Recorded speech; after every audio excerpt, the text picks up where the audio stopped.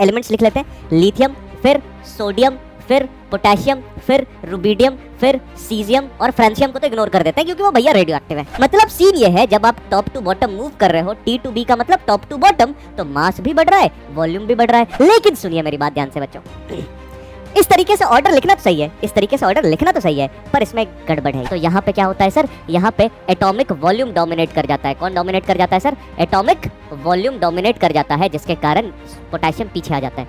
Hello and welcome students, कैसे हैं आप सभी? आप सभी का स्वागत है पीडब्ल्यू के इस इनक्रेडिबल प्लेटफॉर्म पे। मैं एसएम सर लेकर के आया हूं रफ्तार सीरीज का एस ब्लॉक का लेक्चर नंबर 2। लास्ट लेक्चर में बेसिकली हमने क्या पढ़ा, मैं पहले उसकी चर्चा कर लेता हूं। In the previous lecture we studied about various properties of S block element। उसके बाद हम अल्कली मेटल को स्पेसिफिकली लेके पढ़ना शुरू कर रहे थे।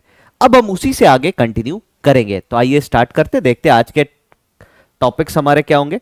तो आज का जो हमारा टॉपिक ऑफ डिस्कशन होगा, आज का हमारा जो टॉपिक ऑफ डिस्कशन होगा वो बेसिकली क्या होगा sir? Alkali metals. The topic will be, we will be studying alkali metals. Alkali metals के बारे में ही हम पढ़ेंगे। और अल्कली मेटल्स के बारे में हम क्या क्या पढ़ेंगे? देयर प्रॉपर्टीज, फिजिकल प्रॉपर्टीज, हमने पीरियोडिक प्रॉपर्टीज कर ली थी, कुछ फिजिकल प्रॉपर्टीज, कुछ केमिकल प्रॉपर्टीज, बहुत सारे रिएक्शंस, इन सब चीजों को देखेंगे। We will be summing up that. तो आइए स्टार्ट करते हैं।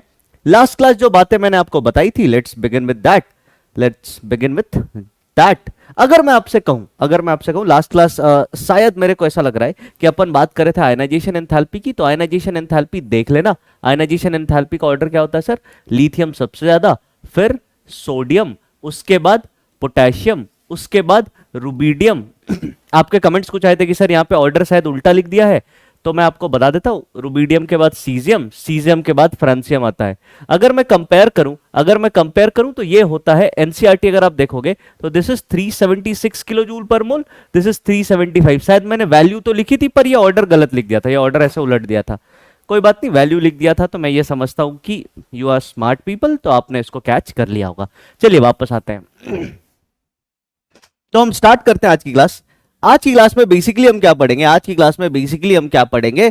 सबसे पहले रिएक्शंस और कुछ प्रॉपर्टीज हम आगे कंटिन्यू करेंगे। देखते हैं, मैंने आपको डेंसिटी के बारे में बताया था। डेंसिटी का ऑर्डर क्या होता है सर?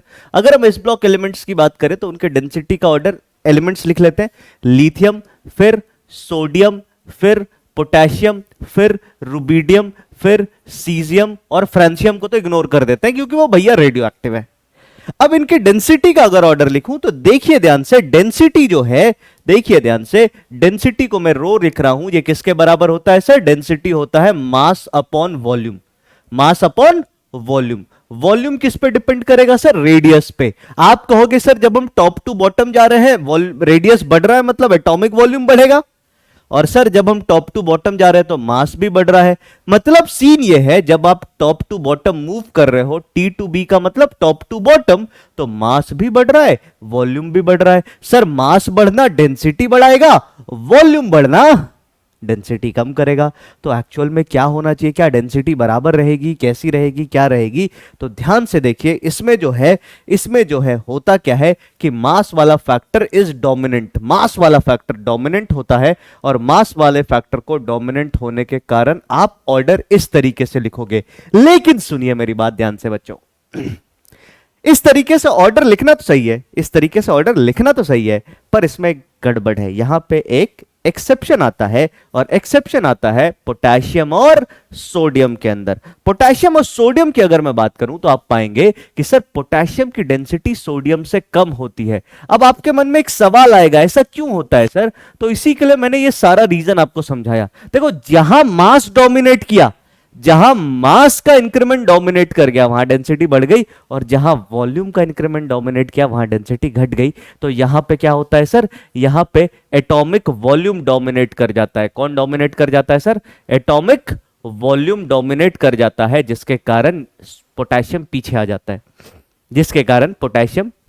जाता है। फिर आपको पता है दे आर लाइट मेटल्स, है ना? ये सभी के सभी डेंसिटी इनकी इतनी कम होती है कि they are light metals. Metals से बहुत हल्के मेटल्स होते हैं sir. They are light metals, बहुत ही हल्के होते हैं सर, बहुत हल्के, बहुत ही ज्यादा हल्के। क्लियर है क्या? तो ये बात थी डेंसिटी की। इतने हल्के होते हैं सर कि इनको, इतने हल्के होते हैं कि जैसे मान लो इनको पानी वगैरह पे रखो ना तो ये पानी पे तैरते हैं सर, नीचे भी नहीं जाएंगे, ये पानी वगैरह पे तैरते हैं। तो एक बार इसको कॉपी कर लीजिए, फिर हम अगले पेज पे चलते हैं, आगे डिस्कस करेंगे। एक बार इसको कॉपी कर लीजिए, हम अगले पेज पे चलते हैं, फिर आगे डिस्कस करेंगे। चलिए, आपने इसको कॉपी कर लिया होगा। They are very light metal, light भी होते हैं एंड सॉफ्ट भी होते हैं, लाइट मेटल, और ये बहुत सॉफ्ट होते हैं। Can be cut with knife, मैंने आपको बताया था पनीर की तरह होते हैं सर। नेक्स्ट हम आते हैं कुछ रिएक्शंस पढ़ते हैं। नेक्स्ट हम आते हैं केमिकल प्रॉपर्टीज पढ़ते हैं। क्या पढ़ते हैं sir? Chemical properties of alkali metal, है ना। केमिकल प्रॉपर्टीज में अगर हम बात करें तो we will be studying various kind of reactions. तो सबसे पहले लिखिए रिएक्शन विथ। अब मेरे को एक बात बताओ, सिंपल एक सवाल पूछ रहा हूं, आप इस सवाल का जवाब देना। अगर मैं किसी भी चीज की रिएक्टिविटी पूछूं कि कोई भी चीज भैया मेरे पास है, वो सबसे ज्यादा रिएक्शन किसके साथ करेगी, तो आपके मन से अंदर से जवाब आएगा सर दो चीजें हैं जिसके साथ तो हर एलिमेंट कांटेक्ट में आता ही होगा, एक तो हवा, दूसरा पानी। तो हम वही करेंगे सर। सबसे पहले हम बात करेंगे रिएक्शन विथ एयर के साथ। एयर की अगर हम बात करें तो एयर के दो कंपोनेंट्स हैं सर, ध्यान में रखिएगा। कौन कौन से दो कंपोनेंट है? एयर का एक कंपोनेंट है नाइट्रोजन और एयर का दूसरा कंपोनेंट है ऑक्सीजन। नाइट्रोजन एंड ऑक्सीजन, ये दो मेन कंपोनेंट है। इन दोनों के साथ हम रिएक्शंस देखते हैं। सबसे पहले अगर हम बात करें तो सबसे पहले आप लिख लो रिएक्शन विथ नाइट्रोजन। हम बात करें तो आप लिख लो रिएक्शन विथ नाइट्रोजन। नाइट्रोजन के साथ ये सभी रिएक्ट करके क्या बनाएंगे? अगर हम नाइट्रोजन के साथ इनकी रिएक्शन की बात करें तो ध्यान में रखिएगा, ये सभी मेटल, अल्कली मेटल एम, इनकी रिएक्शन अगर आप नाइट्रोजन के साथ कराओगे तो आपको प्रोडक्ट क्या मिलेगा sir? At the end of the day आपको प्रोडक्ट मिलेगा नो रिएक्शन। कितने अच्छे हैं यार, ऐसे ही होने चाहिए, सारे एलिमेंट ऐसे ही होने चाहिए। कोई रिएक्शन ही नहीं करते, झगड़ा झंझट ही नहीं होता दुनिया में। पढ़नी नहीं पड़ती केमिस्ट्री, थोड़ी सी केमिस्ट्री होती, पर बेटा रिएक्शन तो संसार का नियम है। आगे आते हैं। वही अगर हम बात करें, ये क्या है सर? एम क्या है? M is alkali metals, AM except lithium. याद रखना, लिथियम धोखा दे जाता है सर, एक्सेप्ट लिथियम। लिथियम की रिएक्शन अगर आप नाइट्रोजन के साथ कराओगे, लिथियम प्लस N2, तो ये आपको क्या बना के देगा? Li3N। और Li3N है क्या? तो दिस इज लिथियम नाइट्राइड, और लिथियम ऐसा क्यों करता है? आपने पढ़ा होगा थोड़ा बहुत पीरियोडिक प्रॉपर्टी में, और यहां पे भी मैं आपको बताऊंगा लिथियम ऐसा इसलिए करता है सर क्योंकि लिथियम shows diagonal relationship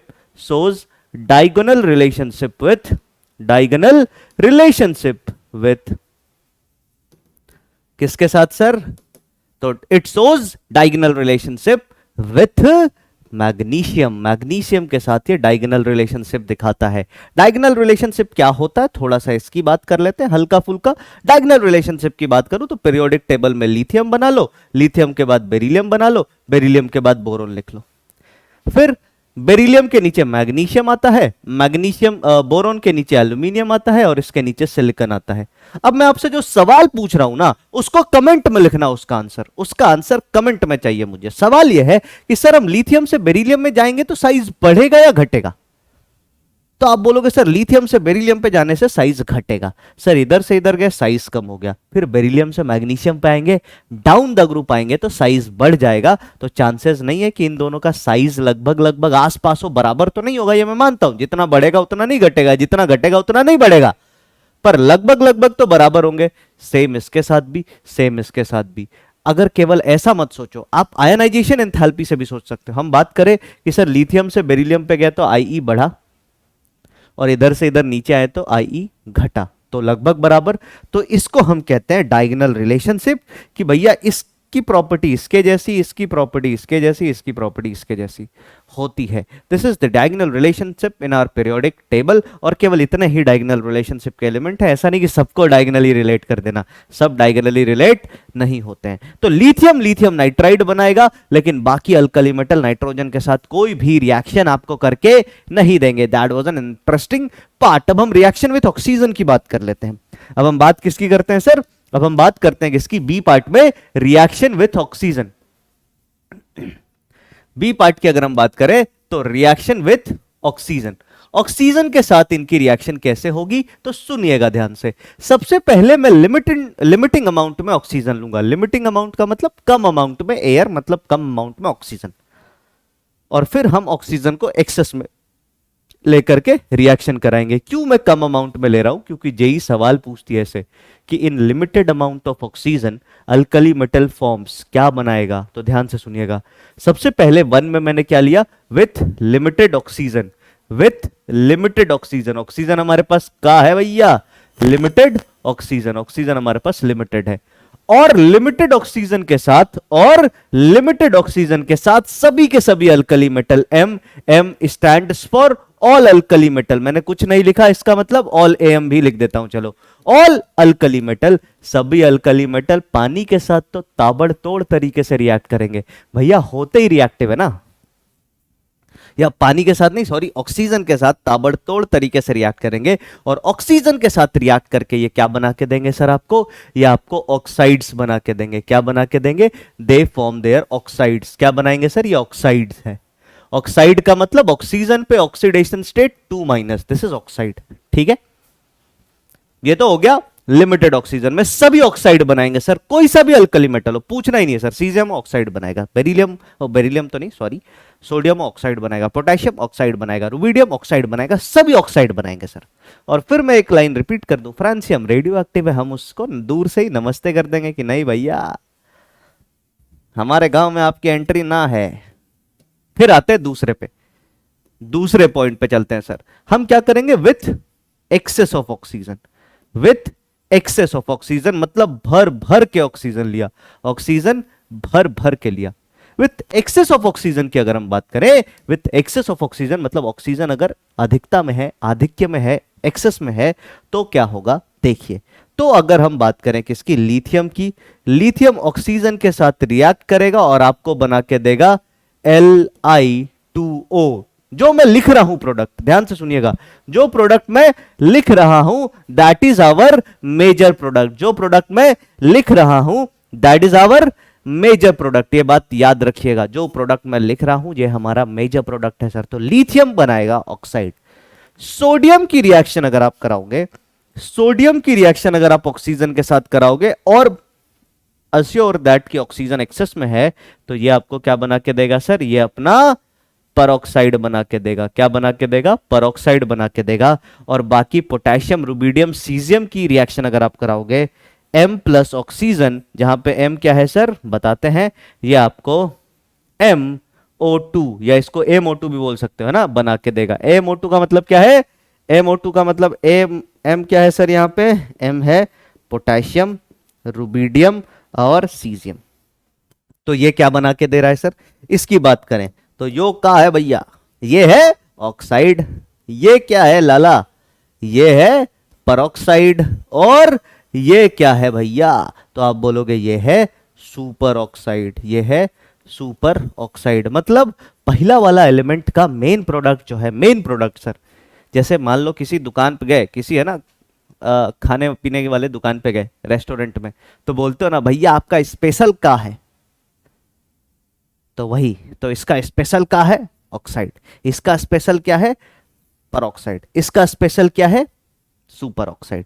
आपके मन में एक सवाल आएगा, आपके मन में एक सवाल आएगा कि सर, आपके मन में एक सवाल आएगा कि sir potassium, rubidium, caesium, lithium काहे नहीं बनाता है सुपर ऑक्साइड, लिथियम का सुपर ऑक्साइड क्यों नहीं होता है सर। आप में से कोई अगर लिखना चाहे कमेंट में जरूर लिखना, सर लिथियम क्यों नहीं बनाता है सुपर ऑक्साइड, बताइए सर लिथियम क्यों नहीं बनाता है सुपर ऑक्साइड। ये भी एक सवाल है, ये आपके बोर्ड में पूछा जा सकता है। मान लो 11वीं का एग्जाम अगर हुआ फाइनल, वैसे तो फरवरी के टाइम तक 11वीं का एग्जाम हो जाता था पहले, है ना, क्योंकि 12वीं का बोर्ड चलता था मार्च में, तो अगर आपका एग्जाम हुआ तो ये सब सवाल पूछ सकता है सर उसमें, ये सब सवाल स्कूल लेवल पे पूछते हैं कि क्यों नहीं बनाएगा। इसके पीछे सिंपल सा रीजन है, मैं आपको रीजन समझाता हूँ, रीजन समझिएगा, मैं आपको रीजन समझाता हूँ, रीजन समझिएगा। आप सभी ने तरबूज का पहाड़ देखा है क्या सर, तरबूज का पहाड़ कहाँ होता है, अबे बेचते हैं ना तरबूज लोग, तो ऐसे पहाड़ बना के गाँव में, उस तरबूज के पहाड़ को, उस तरबूज के पहाड़ में हर तरबूज को आप सुपर ऑक्साइड आयन मान लो। क्या मान लो? Super oxide ion. मैं आपको बता रहा हूं क्या दिक्कत है, वो सुपर ऑक्साइड आयन है सर, मतलब बड़ा होता है साइज में सुपर ऑक्साइड आयन। अब सोचो उसमें एक मटर का दाना रखूं तो मटर का दाना बीच में फंसेगा कि नीचे गिर जाएगा? उसमें एक मटर का दाना रख दूं तो मटर का दाना बीच में फंसा रहेगा। मान लो तरबूज के बीच में छेद होंगे ना, जब उनको रखेंगे तो जगह होगी, उसमें फंसेगा कि नीचे गिर जाएगा?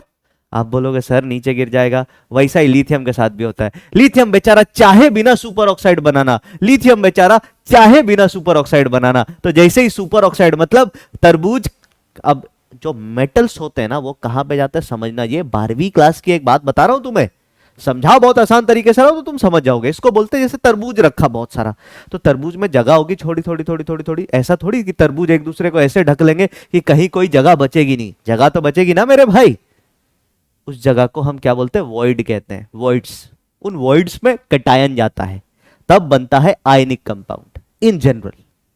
अब उस वॉइड में लिथियम जाएगा, बेचारा लिथियम नीचे गिर जाएगा, फंसेगा ही नहीं उसमें, तो कहां से बना लेगा? तो सिंपल सा रीजन क्या है, आप सिंपल रीजन लिखेंगे क्यों ऐसा होता है। तो ऐसा इसलिए होता है क्योंकि smaller cation does not fit into smaller cations does not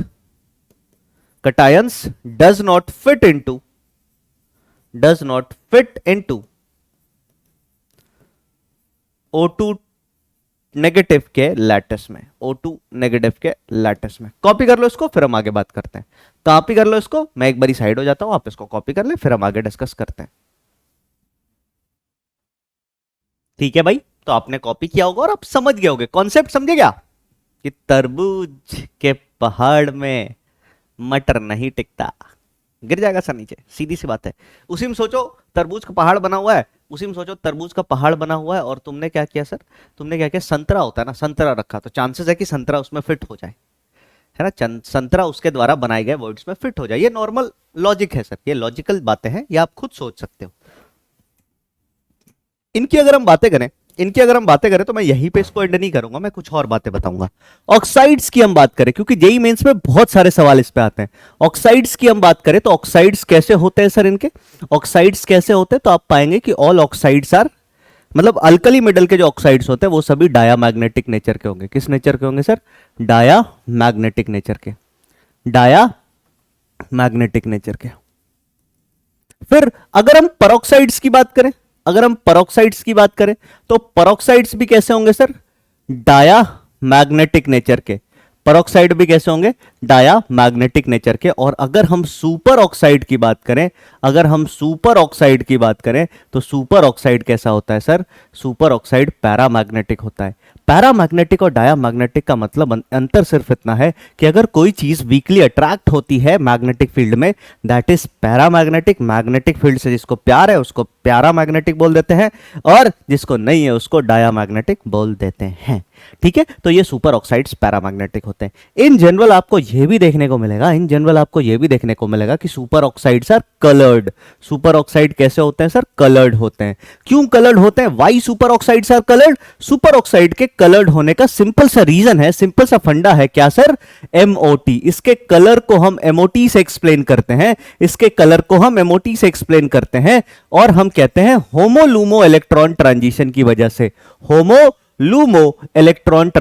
वजह से, दीज आर कलर्ड। ये सवाल जेई एडवांस में आएगा तो आएगा, होमोलूमो ट्रांजिशन से सवाल। जेई एडवांस की औकात की बात है, मेंस तो नहीं पूछेगा, पर आपको पता होना चाहिए होमोलूमो में ट्रांजिशन होता है, उसके कारण ये कलर्ड होते हैं। आप बॉन्ड ऑर्डर भी निकाल सकते हो सर इनके, ऑक्साइड, सुपर ऑक्साइड, पेरोक्साइड का। कभी भी बॉन्ड ऑर्डर वगैरह निकालना हो ना, तो देखो आप अनायन का निकालना, ऑक्साइड के लिए तो कोई मतलब नहीं बनता क्योंकि ये कटायन एक अनायन है, कोई मतलब नहीं। पेरोक्साइड की बात करें तो O2 2 नेगेटिव, बॉन्ड ऑर्डर कैसे निकालेंगे? MOT से निकालेंगे सर। सुपर ऑक्साइड की बात करें तो O2 नेगेटिव, बॉन्ड ऑर्डर कैसे निकालेंगे? MOT से निकालेंगे सर। कैसे निकालेंगे? ऑक्सीजन के पास 16 इलेक्ट्रॉन का बॉन्ड ऑर्डर 2, -1 किया तो 17 इलेक्ट्रॉन, बॉन्ड ऑर्डर 1.5, एक और -1 किया, बॉन्ड ऑर्डर अब 1। तो ऐसे करके आप बॉन्ड ऑर्डर पता कर सकते हो। क्लियर है बात? बोलो हाँ या ना। ठीक है सर, इतने पे एंड नहीं करेंगे। अब हम बात करेंगे किसकी? सुनिएगा ध्यान से। अभी जो रिएक्शन बताने जा रहा हूं, it is the most important reaction of S block element. इस बार जेईई मेंस का पेपर आपके सामने होगा। अभी तक जो हो गया उसको तो मैं बोल रहा हूं छोड़ दो सर, क्लास तो अब जो कर रहा हूं जेईई मेंस इसके बाद ही होगी ना।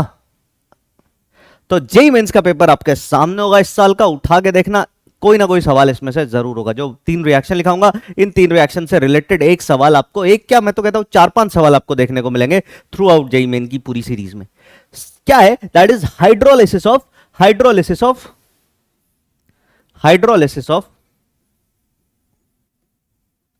हाइड्रोलिसिस, या ऐसे लिख लो रिएक्शन ऑफ हाइड्रोलिसिस, मतलब पानी के साथ रिएक्शन। तो reaction of oxide, peroxides and superoxides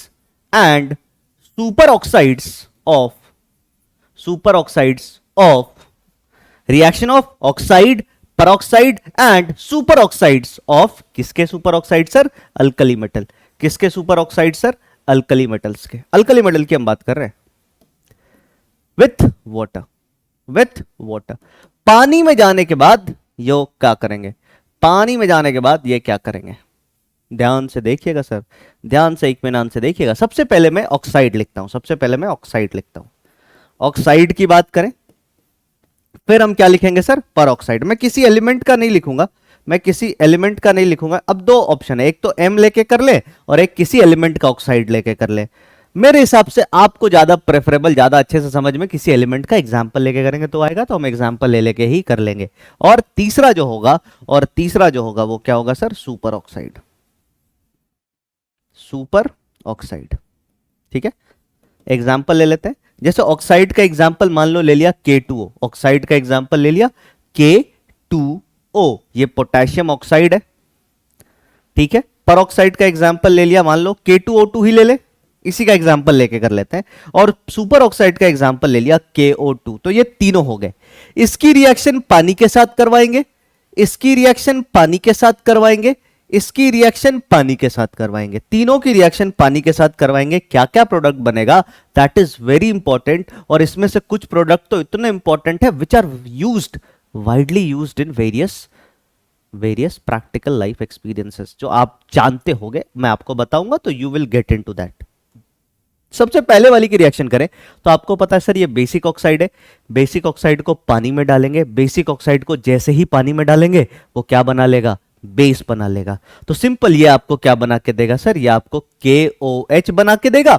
balance करोगे तो यहां 2 लगा लोगे। दूसरे वाले रिएक्शन में ये ऑक्साइड नहीं है, ये क्या है सर?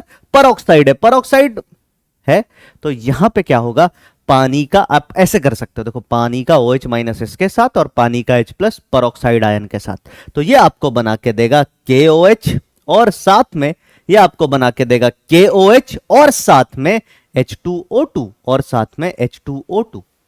तीसरे वाली रिएक्शन की बात करें तो this is super oxide -1 +1। Super oxide के साथ जब आप इसकी रिएक्शन करवाते हो, सुपर ऑक्साइड के साथ जब आप इसकी रिएक्शन कराते हो तो ये आपको बना के देगा KOH प्लस साथ में आगे क्या बना के देगा सर? H2O2 और साथ में ऑक्सीजन, अब अगर मैं इसकी बात करूं ना, इस रिएक्शन के कारण ये सुपर ऑक्साइड बड़ी इंटरेस्टिंग प्रजाति होती है सर। सुपर ऑक्साइड को पानी में डालना इज वेरी इंटरेस्टिंग थिंग।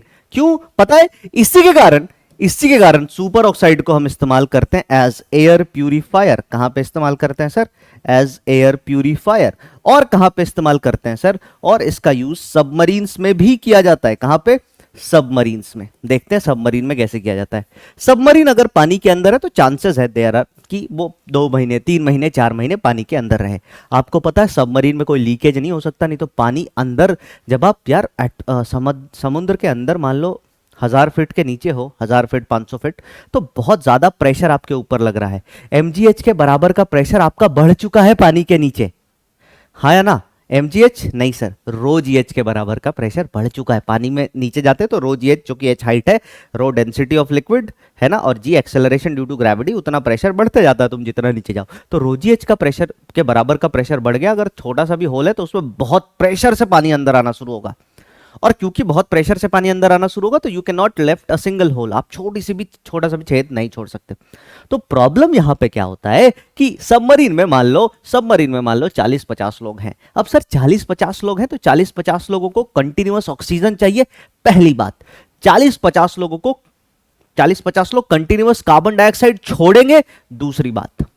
तो दो प्रॉब्लम है, एक तो कार्बन डाइऑक्साइड बहुत ज्यादा इकट्ठा हो जाएगी और दूसरा ऑक्सीजन की मात्रा कम होते जाएगी, ऑक्सीजन विल बी रिड्यूसिंग। अब प्रॉब्लम यह है कि सबमरीन में सबमरीन के पास तो गिल्स नहीं होता ना कि पानी में डिसॉल्व्ड ऑक्सीजन खींच ले। तो सबमरीन में क्या करते हैं, कुछ ऐसे डिवाइसेस, कुछ ऐसे सब्सटेंसेस लेके जाते हैं, जैसे मान लो हमने सुपर ऑक्साइड ले लिया। अब सुपर ऑक्साइड क्या करेगा, मैं अगले पेज पे लेके चलता हूं, ये रिएक्शन तुमने लिख लिया होगा, मैं अगले पेज पे तुम्हें समझाता हूं कि सुपर ऑक्साइड करेगा क्या। देखना सुपर ऑक्साइड कैसे रामबाण चीज है सर इस प्रॉब्लम का सॉल्यूशन करने के लिए। सुपर ऑक्साइड कैसे रामबाण चीज है सर इस सॉल्यूशन का हल, इस प्रॉब्लम का सॉल्यूशन करने के लिए। तो देखो सुपर ऑक्साइड की बात करें तो वही ले लेते हैं sir, KO2 is a super oxide. इसको हमने पानी में रखा तो ये आपको बना के देगा KOH, साथ में H2O2 और साथ में ऑक्सीजन। सबसे पहली चीज तो इसने ऑक्सीजन लिबरेट कर दी, तो ऑक्सीजन हमारे पास ऑक्सीजन सप्लाई आ गई। हमारे पास क्या आ गई सर, ऑक्सीजन सप्लाई। तो एक प्रॉब्लम तो भाई साहब ने सॉल्व कर दी कि हम कुछ नहीं करेंगे। अब देखो दूसरी चीज, पहली बात यह है कि अगर तुम ऑक्सीजन का सिलेंडर लेके जाओ तो तुम ऑक्सीजन को या तो सॉलिड फॉर्म में लेके जाओगे या लिक्विड फॉर्म में लेके जाओगे। सॉलिड में नहीं लेके जाओगे, गैस फॉर्म में या लिक्विड फॉर्म में। लिक्विड फॉर्म में रखने के लिए बहुत प्रेशर पे और ठंडा करके रखना पड़ेगा, पर चलो तुम गैसियस फॉर्म में ऑक्सीजन सिलेंडर्स कैरी कर सकते हो। बेटा ऑक्सीजन सिलेंडर का वेट कितना ज्यादा होगा, खुद सिलेंडर ही खूब भारी होगा, और तुम कितना ऑक्सीजन कैरी कर लोगे, ज्यादा कैरी कर नहीं पाओगे। इसके साथ क्या है सर, इसका 1 मोल कैरी करो, अगर तुम बैलेंस्ड इक्वेशन लिखोगे तो लगभग 1 मोल से तुम्हें अच्छा खासा ऑक्सीजन मिल जाएगा, 20-22 लीटर ऑक्सीजन मिल जाएगा। कम थोड़ी है 20-22 लीटर ऑक्सीजन। तो तुम इसके कुछ मोल्स कैरी कर लो, इसके मोल्स कैरी करो, पानी में रिएक्ट कर, पानी में डालो, ये O2 लिबरेट करते रहेंगे। तो देखो ये O2 लिबरेट कर रहे हैं सर। एक प्रॉब्लम हल हुई, दूसरा problem still remains as it is. दूसरा प्रॉब्लम क्या था कि सर O2 तो मिल गया हमें, पर CO2 कहां जाएगा सर। तो अब आपको देख के समझना होगा कि सर इनके पास KOH भी है। KOH is a basic aqueous solution, है ना, ये अल्कली है, एक बेस है, ये CO2 के साथ रिएक्ट करेगा और CO2 के साथ रिएक्ट करेगा और ये क्या बना के देगा आपको, ये आपको बना के देगा K2CO3 सर। क्या बना के देगा, K2CO3, मतलब CO2 को इसने एब्जॉर्ब कर लिया सर। तो ये बहुत जबरदस्त चीज है, ये बहुत जबरदस्त चीज है। ऑक्सीजन सप्लाई तो करता ही करता है, ऑक्सीजन सप्लाई तो करता ही करता है, साथ ही साथ ऑक्सीजन सप्लाई तो करता ही करता है, साथ ही साथ CO2 को भी एब्जॉर्ब कर लेता है। तो it helps to maintain good atmosphere, या क्या बोलते हैं, फ्रूटफुल एटमॉस्फेयर, अच्छा एटमॉस्फेयर, लाइवली एटमॉस्फेयर। लाइवली का मतलब जीने लायक एटमॉस्फेयर बना के रखता है सबमरीन के अंदर। ऑक्सीजन सप्लाई को मेंटेन करता है, CO2 को सप्रेस करता है या CO2 को एब्जॉर्ब करके खत्म कर देता है सर। समझ में आई बात। तो बड़ी मजेदार चीज है। कमेंट में लिखना क्या ये बात आपको पहले पता थी, नहीं पता थी। तो आप जेईई मेंस के पेपर उठा के देखना कितनी बार ये रिएक्शन आ चुका है सर, कितनी बार ये रिएक्शन आ चुका है। चलिए अब हम बात करते हैं दूसरे रिएक्शन की। तो लिखिए आप, ये तो पहला रिएक्शन था एयर के साथ, लिखिए reaction with water, reaction with water. अच्छा हम ऑक्साइड की रिएक्शन वाटर के साथ नहीं कराएंगे सर, ऑक्साइड की रिएक्शन हम वाटर के साथ नहीं कराएंगे सर। हम रिएक्शन किसकी कराएंगे, मेटल्स की, अल्कली मेटल की प्रॉपर्टीज देख रहे हैं सर। तो रिएक्शन विथ वाटर मतलब पानी के साथ इनकी रिएक्शंस कराएंगे, पानी के साथ इनकी रिएक्शंस कराएंगे। पानी के साथ अगर हम रिएक्शन कराएं, तो आप देखेंगे alkali metal when reacts with water, है ना, alkali metal when reacts with water, ये आपको क्या बना के देते हैं सर, ये आपको MOH, M hydroxide, metal hydroxide, और साथ में H2 गैस लिबरेट करते हैं सर। साथ में H2 गैस क्या करते हैं, लिबरेट करते हैं। क्या ये बात सही है, क्या ये बात मैंने आपको पहले भी बता रखी है, बोलो हाँ या ना। या ये बात आपने पहले मैंने नहीं बताई होगी तो कहीं ना कहीं तो सुनी होगी सर, कहीं ना कहीं तो इस बात को आपने सुना ही होगा सर, कहीं ना कहीं तो आपने इस बात को सुना ही होगा सर। क्लियर है, यस और नो, पक्की बात। इस रिएक्शन की बात करें तो ये सभी रिएक्शन कैसी होती है sir, these all reactions are exothermic. ये सभी रिएक्शन एक्सोथर्मिक होती है, डेल्टा H नेगेटिव। मेरे को याद है एक बारी, है ना, एक बारी I was in 12th standard, बारिश हो रही थी, केमिस्ट्री का पोर्शन खत्म हो गया था, स्कूल में हम बैठे हुए थे, सर ने बोला चलो आज लैब चलते हैं, कुछ देखते हैं, कुछ एक्सपेरिमेंट्स दिखाते हैं तुम्हें। खुश थे सर। तो सर ने सोडियम निकाला, सोडियम के पीस को कट किया, सोडियम के पीस को कट करने के बाद उसको बाहर पानी जमा होता उसमें फेंक दिया। सबसे पहली चीज मैंने जो ऑब्जर्व की वो बताता हूं सर, सोडियम डूबा नहीं, पानी के ऊपर तैर रहा था, और सोडियम पानी के साथ आते ही इट कैचेस फायर, तुरंत आग लगी उसमें, तुरंत आग लगी उसमें, है ना। और मैं नॉर्मली पढ़ाई लिखाई तो कर लेता था, पर थोड़े बदमाश कैटेगरी के बच्चों में था। मेरा एक दोस्त था, भोला आदमी एकदम, उसको है ना हम 3 दोस्तों ने मोटिवेट किया, ऐसे मोटिवेट किया कि अरे सोडियम तो बहुत अच्छी चीज होती है यार, घर ले जाना चाहिए। मैं जब 10th में था ना तो मैं ले गया था घर, मैंने घर पे सबको दिखाया। तो उसको हम लोग मोटिवेट करते कि ले जाओ यार, जेब में रख के ले जाओ। अब सोचो कभी तुम ऐसा मत करना सर कि केमिस्ट्री लैब में सर दिखा रहे हैं सोडियम, तुम सोचे थोड़ा सोडियम रख लेते हैं जेब में, उसके बाद न जेब बचेगा न सोडियम। सोडियम विल रिएक्ट, मतलब इतना विगरसली जितना हम कहते हैं उतना रिएक्ट नहीं करता, क्योंकि वो बहुत डैम्प हो जाता है सर।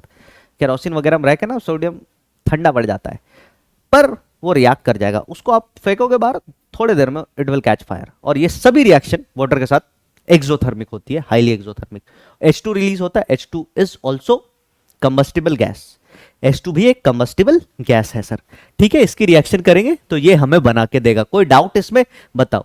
अब आप बोलोगे एक बात कि अच्छा चलो मैं एक बात और बता दूं कि कभी भी H2 बनता है तो ये किस साउंड के साथ चलता है? तो ये पॉप साउंड के साथ चलता है। वो पॉप अप पटाखा देखा है, पुट पुट पुट पुट, अब दिवाली अभी थोड़े दिनों पहले गई है ना यार, तो वही पटाखे की जैसी आवाज होती है, उस पटाखे की जैसी आवाज होती है बिल्कुल सेम ये भी आवाज करता है सर। फिर हम आते हैं MOH की रिएक्शन कराएंगे तो ये मेटल हाइड्रोक्साइड बनाएगा, मेटल हाइड्रोक्साइड के साथ हाइड्रोजन गैस रिलीज करेगा। This reaction is exothermic. अगर हम रिएक्टिविटी की बात करें, किसकी बात करें भैया? रिएक्टिविटी की बात करें तो रिएक्टिविटी का ऑर्डर क्या होगा सर? लिथियम सबसे धीमा होगा टू रिएक्ट, फिर सोडियम, फिर पोटेशियम, फिर रुबिडियम, और सबसे तेजी से रिएक्ट सीजियम करेगा। अब आप में से कुछ बुद्धिजीवी लोग होंगे, वो बोलेंगे सर ये तो बताओ दिया, पर रीजन कौन बताएगा? मैं ही बताऊंगा सर, और मेरे को नहीं बताना चाहिए वैसे तो। तुम खुद इसका रीजन लिखो कि क्या रीजन है कि ऐसी रिएक्टिविटी होती है। कमेंट में जरूर लिखो सर रिएक्टिविटी रीजन ये, सर रिएक्टिविटी रीजन ये। इसका रीजन क्या होगा? ध्यान से सुनिए। इसका रीजन होता है sir due to low IE या due to decrease in IE down the group, ऐसे लिख लो। Due to decrease in IE, ionisation enthalpies कम होती है ना, आयनाइजेशन एंथैल्पीज कम होती है, रिएक्टिविटी बढ़ जाती है सर। सिंपल सी बात है। तो रिएक्टिविटी का ऑर्डर ये, मतलब अगर हम लिथियम की बात करें तो लिथियम के साथ रिएक्शन क्या होगा सर? बहुत मतलब स्लो रिएक्शन होगा। सोडियम पोटेशियम की बात करें तो सोडियम पोटेशियम के साथ मॉडरेट रेट से रिएक्शन होगा, मतलब धीमे धीमे मंदे रेट से होगा, आराम से, प्यार मोहब्बत से। और इसकी बात करें सर, इन दोनों की बात करें तो इन दोनों के साथ रिएक्शन कभी भी केमिस्ट्री में फास्ट नहीं लिखते, केमिस्ट्री में लिखते हैं विगरस। क्या लिखते हैं? विगरस। तो इसके साथ रिएक्शन जो होगा वो विगरस होगा सर। कैसा होगा? विगरस। ठीक है, बोलो हाँ या ना, बोलो। चलिए आगे आते हैं, नेक्स्ट अगले पेज पे चले। क्या ये था? Reaction with water. तो 2 रिएक्शंस देख ली हमने। सबसे पहले रिएक्टिविटी विथ ऑक्सीजन, और दूसरी रिएक्शन हमने देखी पानी के साथ रिएक्शन, मतलब ऑक्सीजन नाइट्रोजन, और दूसरी रिएक्टिविटी हमने देखी पानी के साथ रिएक्शन। अब जो रिएक्शन आपको बताने जा रहा हूं मान के चलना बहुत इंपॉर्टेंट रिएक्शन है, I will just explain you everything कि कैसे क्या होता है। लिखिए, I will just explain you everything कि कैसे क्या होता है, कहां से क्या चीजें आएंगी, क्या बनेगा, कितने प्रोडक्ट। ये पेज आप समझ लो इस चैप्टर का दी मोस्ट इंपॉर्टेंट पार्ट में से एक है। लिखिए तीसरे पे solution in liquid ammonia. Liquid ammonia में सॉल्यूशन की हम बात करेंगे। बात किसकी करेंगे sir? Solution in liquid ammonia. मैं आपको कुछ चीज दिखाना चाहता हूं कि ये सॉल्यूशन कैसा लगता है, क्या होता है, लिक्विड अमोनिया कैसा दिखता है। तो एक बारी मैं दिखाता हूं, फिर हम आगे इसको कंटिन्यू करेंगे। देखो ये सॉल्यूशन जो है ना, दिस इज लिक्विड अमोनिया। ये सॉल्यूशन जो है दिस इज लिक्विड अमोनिया। और ये देखो लिक्विड अमोनिया में ना हमने सोडियम मेटल या कोई मेटल डाला है, कौन सा? Alkali metal. इस तरीके से दिखना शुरू होता है, जैसे पानी में नील डालते हैं ना, नील उजाला, तो कैसा दिखता है पानी में, वो ऐसे स्प्रेड होना शुरू हो जाता है, उसी तरीके से दिखता है। अभी हम पूरी बात करेंगे कैसा दिखता है सॉल्यूशन। शुरू का है, पर ये पूरा एकदम भयंकर तरीके से ब्लू हो जाएगा, इसकी बात करेंगे, आते हैं। तो हम बात किसकी कर रहे थे sir? Solution in liquid ammonia. किसका सॉल्यूशन? तो सुनिएगा ध्यान से, ये वाला पोर्शन जो मैं पढ़ा रहा हूं, this is not only valid for alkali metal but also alkaline earth metal. तो अल्कलाइन अर्थ मेटल में मैं अलग से ये बात नहीं पढ़ाऊंगा। अल्कली मेटल और अल्कलाइन अर्थ मेटल दोनों के लिए बात वैलिड है। ये दोनों ही लिक्विड अमोनिया में। लिक्विड अमोनिया की बात करें तो किसी भी चीज को अगर आप लिक्विड बनाओगे, अमोनिया आपको पता है गैस होती है, अमोनिया आपको पता है गैस होती है। अगर इसको हमने ठंडा कर दिया -33 डिग्री सेल्सियस तक, -33 डिग्री सेल्सियस तक, तो ये आपको अमोनिया लिक्विड बना के देता है। क्या बना के देता है भाई लोग? ये आपको क्या बना के देगा? अमोनिया लिक्विड बना के देगा। ठीक है, अमोनिया को हमने ठंडा किया, हमें क्या मिला? हमें क्या मिला? Ammonia liquid. तो हम कह सकते हैं कि अमोनिया का जो बॉइलिंग पॉइंट है वो किसके बराबर है sir? That is -33 degree Celsius. अब लिक्विड अमोनिया ले लिया हमने क्या लिया सर? टेस्ट ट्यूब में लिक्विड अमोनिया ले लिया। ठीक है, लिक्विड अमोनिया कैसा होता? अभी हमने थोड़ी देर पहले देखा। लिक्विड अमोनिया कैसा होता? अभी हमने थोड़ी देर पहले देखा, मतलब कलरलेस ट्रांसपेरेंट लिक्विड। इसमें मैं क्या करूंगा? एक छोटा सा सोडियम का टुकड़ा, इसमें मैं क्या करूंगा? एक छोटा सा सोडियम का टुकड़ा ऐड करूंगा। जैसे इसमें मैं छोटा सा सोडियम का टुकड़ा ऐड करता हूं, ये सॉल्यूशन कन्वर्ट हो जाता है सर, ये सॉल्यूशन बदल जाता है। कैसे बदलता है, क्या बनता है, आइए देखते हैं। तो होता क्या है सर? जैसे ही सोडियम सॉलिड लिक्विड अमोनिया में जाता है, जैसे ही सोडियम सॉलिड लिक्विड अमोनिया में जाता है, या ऐसे लिख दूं NH3 लिक्विड, आपको दो चीजें देखने को मिलेंगी। एक तो आपको मिलेगा सोडियम प्लस आयन, और सोडियम प्लस आयन के साथ डॉट XH2O की जगह, जैसे XH2 होता है ना, उसी तरीके से XNH3 लगा होगा, और साथ में सोडियम प्लस जब बना तो सोडियम से एक इलेक्ट्रॉन निकला होगा, तो आपको एक इलेक्ट्रॉन दिखेगा, और इस इलेक्ट्रॉन के साथ में होगा डॉट YNH3। ये X और Y सेम वैल्यू भी हो सकते हैं, अलग अलग वैल्यू भी हो सकते हैं। इसको अगर मैं दूसरे तरीके से लिखूं तो इसी चीज को दूसरे तरीके से ऐसे लिखा जा सकता है, NaXNH3 को आप Na प्लस। अच्छा देखो, अगर सोडियम प्लस को, आपको सर ने बताया होगा हाइड्रेशन जब होता है तो आयंस को, कैटायन और एनायन को पानी घेर लेता है चारों तरफ से। उसी तरीके से जब अमोनिया सॉल्यूशन में डालेंगे तो अमोनिया भी एक पोलर मीडियम है। अमोनिया पोलर मीडियम है, मतलब अमोनिया के पास भी पोल होगा। देखो जैसे मान लो ये नाइट्रोजन है, ये हाइड्रोजन हाइड्रोजन हाइड्रोजन, इसी तरीके से अमोनिया का स्ट्रक्चर होता है। अमोनिया भी पोलर है, तो मैं कह देता हूं सर इस पे डेल्टा नेगेटिव चार्ज होगा, इस पे डेल्टा पॉजिटिव, इस पे डेल्टा पॉजिटिव, इस पे डेल्टा पॉजिटिव। तो अमोनिया में सोडियम प्लस को नाइट्रोजन घेर लेगा चारों तरफ से, और नाइट्रोजन घेर लेगा चारों तरफ से। जिस तरीके से किसी मेटल आयन को, जब किसी मेटल आयन को पानी घेरता है तो हम उसको क्या लिखते हैं सर? एक्वस लिख देते हैं। उसी तरीके से जब अमोनिया इसको घेरेगा चारों तरफ से, मतलब एक्स अमोनिया जुड़ा, तो इसको हम नीचे क्या लिख देते हैं? AMM, या कई बारी केवल AM लिखा होता है। इसका मतलब है या तो अमोनिकल सोडियम कह लो या अमोनिएटेड सोडियम कह लो, ये दो शब्द इसके लिए प्रयोग किए जाते हैं। और साथ में इस इलेक्ट्रॉन को भी हम AMM लिख देते हैं, अमोनिकल या फिर अमोनिएटेड इलेक्ट्रॉन। इसको हम AMM लिख देते हैं, अमोनिकल या फिर अमोनिएटेड इलेक्ट्रॉन। क्लियर है? ये पूरी बात आपको समझ में आई होगी। अब इस सॉल्यूशन की कुछ प्रॉपर्टीज होती है, उन पे चर्चा करते हैं। इस सॉल्यूशन की कुछ प्रॉपर्टीज होती है, ये क्या बात है, ये आपको समझ में आ गई। प्रॉपर्टीज की बात करें तो सबसे पहली प्रॉपर्टी क्या होती है इस सॉल्यूशन की? सबसे पहली प्रॉपर्टी होती है कि this solution is strong reducing, solution is strong reducing agent, एक अच्छा रिड्यूसिंग एजेंट होता है। RA का मतलब रिड्यूसिंग एजेंट। अच्छा रिड्यूसिंग एजेंट ये सॉल्यूशन क्यों होता है भैया? अच्छा रिड्यूसिंग एजेंट ये सॉल्यूशन क्यों होता है सर? तो इसका रीजन है ड्यू टू अमोनिएटेड इलेक्ट्रॉन। इस अमोनिएटेड इलेक्ट्रॉन के कारण, इलेक्ट्रॉन खाली है तो इलेक्ट्रॉन किसी को भी ये डोनेट कर सकता है, और इलेक्ट्रॉन डोनेट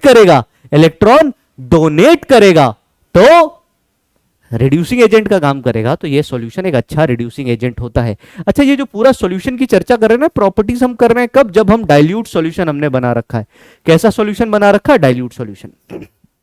ठीक है, फिर दूसरी, अच्छा इसमें मैं कुछ एग्जांपल लिखूंगा। ऑर्गेनिक में अभी आपको थोड़े दिनों पहले सर ने बताया होगा, एक रिएक्शन की बात की होगी सर ने, जिसको हम कहते हैं बर्क रिडक्शन। बर्क कहते हैं, बर्च कहते हैं, जो भी कह लो यार, बर्क रिडक्शन या बर्च रिडक्शन। बर्च रिडक्शन में सर ने तुम्हें बर्च रिडक्शन अगर बताया होगा सर ने, अभी हाल फिलहाल में मैंने देखा था कि हाइड्रोकार्बन ही चल रहा था, तो हाइड्रोकार्बन अगर सर ने आपको पढ़ाया, मतलब हाइड्रोकार्बन में सर ने अगर अल्कीन अल्काइन पढ़ा दिया होगा, या जब पढ़ाएंगे तो बर्क रिडक्शन की बात करेंगे। बर्क रिडक्शन में हम अमोनिया में सोडियम लेते हैं ना लिक्विड अमोनिया में सोडियम लेते हैं, सोडियम इन लिक्विड अमोनिया क्या करता है, रिडक्शन करता है। क्यों रिडक्शन करता है सर, अमोनिएटेड इलेक्ट्रॉन के कारण, अमोनिएटेड इलेक्ट्रॉन के कारण। ये बात आपको समझ में आई होगी। तो एक प्रॉपर्टी स्ट्रॉन्ग रिड्यूसिंग एजेंट होता है, इसका एग्जांपल बर्क रिडक्शन में हम यूज भी करते हैं सर इसको। दूसरी property sir, it is a conducting solution, it is a conducting solution, या this solution is conducting solution कह दो, या आप ऐसे भी कह सकते हो कि जो सॉल्यूशन है ये गुड कंडक्टर होता है, ये जो सॉल्यूशन है ये गुड कंडक्टर होता। काहे गुड कंडक्टर भैया, ये सॉल्यूशन काहे गुड कंडक्टर होता है, तो दो कारण सर इसका। कारण नंबर एक क्या सर, ड्यू टू इलेक्ट्रॉन नीचे AMM, इसका मतलब अमोनिएटेड इलेक्ट्रॉन, और कारण number 2 due to Na+ ammoniated, due to Na+ ammoniated, मतलब अमोनिएटेड सोडियम आयन भी तो इलेक्ट्रिसिटी कंडक्ट करेगा। तो ये इन दोनों के कारण कंडक्टर होता है। मतलब जो भी सवाल पूछेंगे उसमें आंसर अमोनिएटेड इलेक्ट्रॉन तो आएगा ही। कंडक्टिविटी के केस में अमोनिएटेड इलेक्ट्रॉन के साथ और कौन जुड़ जाएगा, कंडक्टिविटी के केस में अमोनिएटेड इलेक्ट्रॉन के साथ और कौन जुड़ जाएगा सर, सोडियम आयन भी अमोनिएटेड जुड़ जाएगा।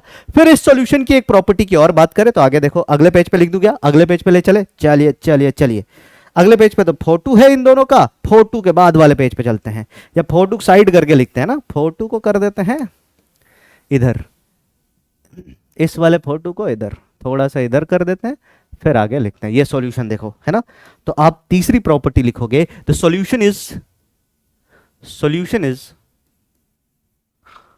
Is deep blue coloured, deep blue in colour. Solution का रंग कैसा होता है सर, डीप ब्लू होता है।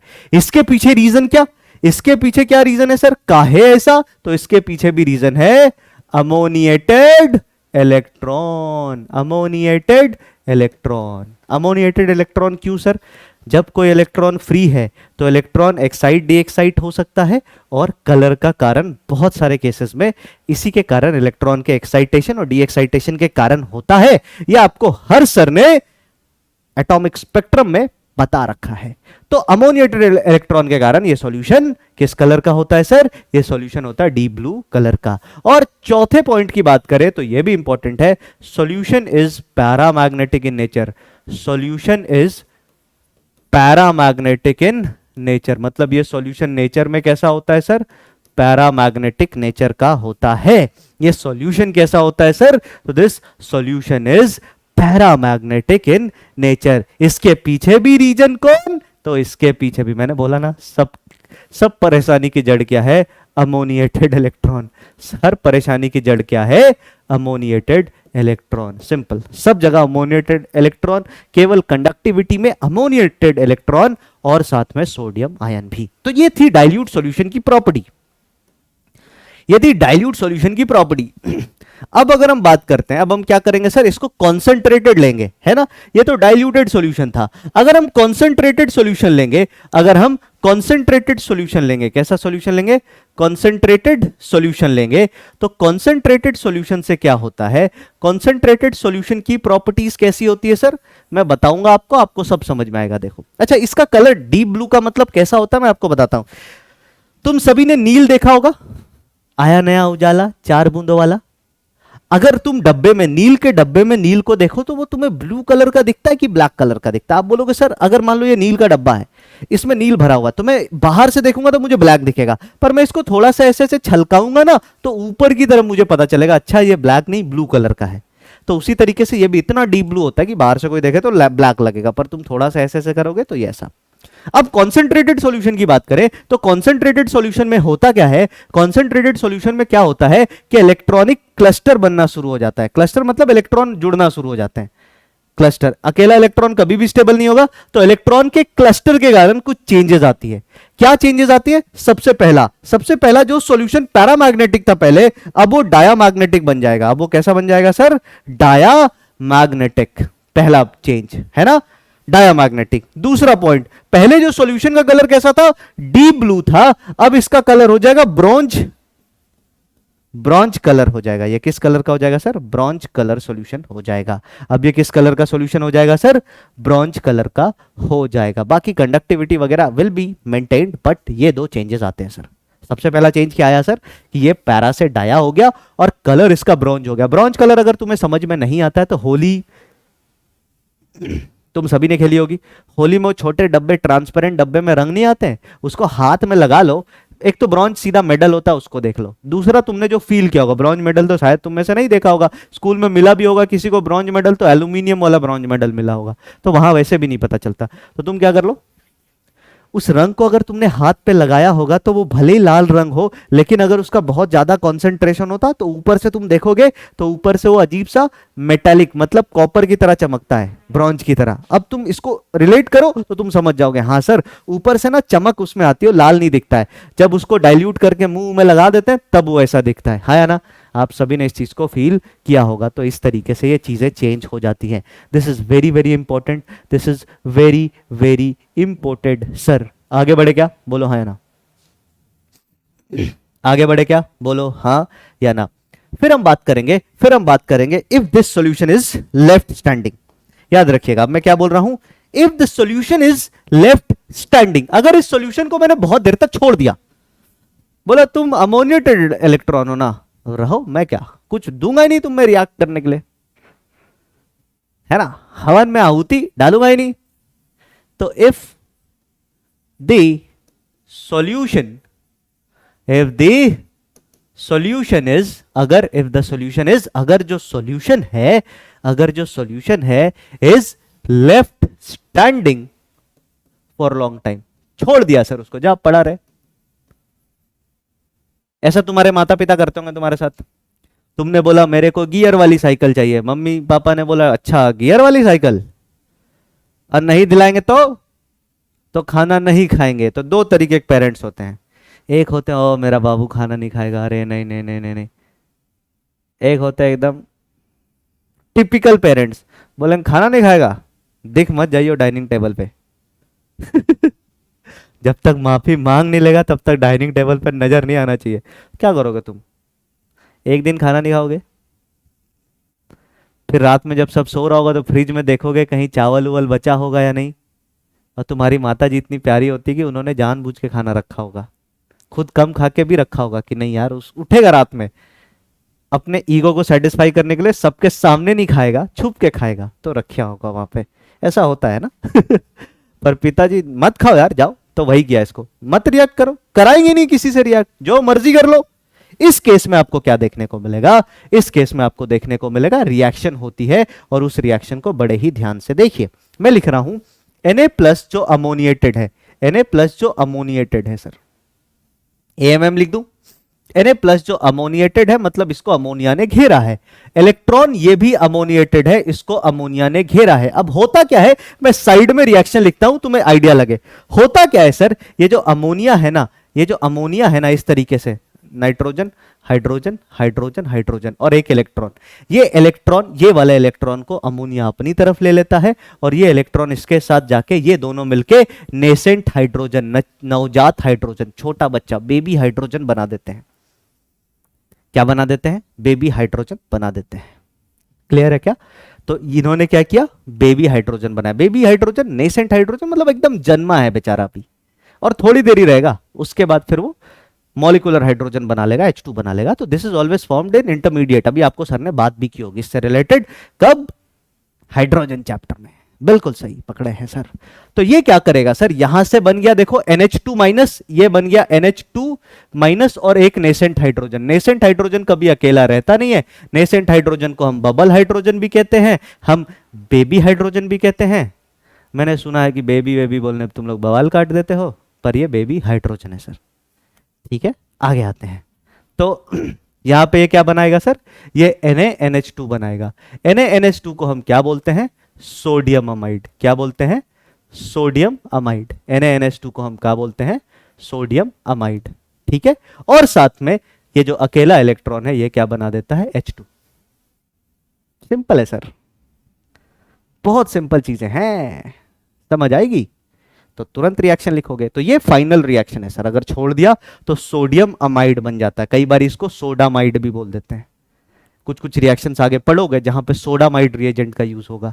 बोलो बात समझ में आई? कमेंट बॉक्स में लिख देना एकदम कि यस सर, ये बात तो क्लियर हो गई। अब चाहे लिक्विड अमोनिया के साथ कुछ भी करवा लो, सब रिएक्शन एक साथ लिख देंगे। लिक्विड अमोनिया के साथ कोई भी रिएक्शन करा लो, सब एक साथ धड़ल्ले से लिख देंगे। एक बात मैं आपको बता दूं, कौन कौन ये सॉल्यूशन में कौन कौन ये काम करेगा, ये भी तो इंपोर्टेड है। कहां से इंपोर्ट किया है, कहां से इंपोर्ट किया है सर? तो इसको इंपोर्ट किया है इस्तांबुल से। इंपोर्टेड बात को कहां से इंपोर्ट किया? इस्तांबुल से। तो ली ना की रब से फ्रांसियम को लेते नहीं, इग्नोर कर देते हैं। बेटा मांगे कन्या सुंदर बाप, रेडियम को लेते नहीं है। इसकी अगर हम बात करें तो आपको फ्लेम टेस्ट बताया था, फ्लेम कॉपी में लिख के पीछे काट देते थे ज्वाला परीक्षण, फ्लेम टेस्ट है ना, डिबरी वाला टेस्ट। हाँ, तो उसमें ये दोनों टेस्ट नहीं देते थे, तो ये दोनों ये सॉल्यूशन नहीं बनाते हैं, ये दोनों अमोनिएटेड सॉल्यूशन नहीं बनाते हैं। बाकी सभी अमोनिएटेड सॉल्यूशन आपको बना के देगा, सभी में कलर एक जैसा, सभी में कलर एक जैसा। एनसीईआरटी बस एक पॉइंट लिखती है कि सर अगर आप ब्लू कलर की बात करो तो इनमें कलर ब्लू रहता है, थोड़ा डीप ब्लू, और इनमें जो कलर की इंटेंसिटी होती है ना वो थोड़ी बढ़ जाती है, ज्यादा गाढ़ा हो जाता है कलर इस साइड में आने पे। बस, तो अमोनिएटेड सॉल्यूशन के साथ हमने रिएक्शन लिखना सीख लिया है दादा, अमोनिएटेड सॉल्यूशन के साथ हमने रिएक्शन लिखना सीख लिया है। अब आपको कोई दिक्कत नहीं आएगी। एक सवाल कर ले प्यारा सा, एक बढ़िया सवाल करे जोरदार। आइए देखते हैं, एक जोरदार सवाल करते हैं, देखें इसका आंसर आप में से कौन देता है, देखें इसका आंसर आप में से कौन देता है। आइए क्वेश्चन है, white crystalline solid, white crystalline solid X on treatment with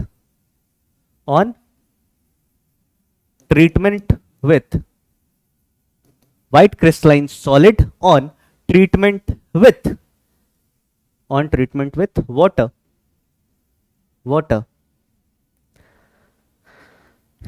tested with litmus solution. किसके साथ टेस्ट किया सर इसको? लिटमस सॉल्यूशन, ठीक है। दी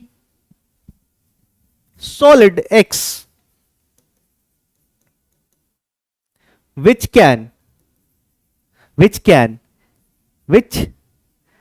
तो नहीं, ऐसे लिख देते, which decolorize दी, किसको डीकलराइज कर रहा है सर? तो मैंने क्या लिखा, फिर से लिखता हूं, white crystalline solid X on treatment with H2O, ये सॉल्यूशन बनाया, टेस्टेड विथ लिटमस सॉल्यूशन, इस सॉल्यूशन को लिटमस सॉल्यूशन से हमने टेस्ट किया। The solid X which decolorize the litmus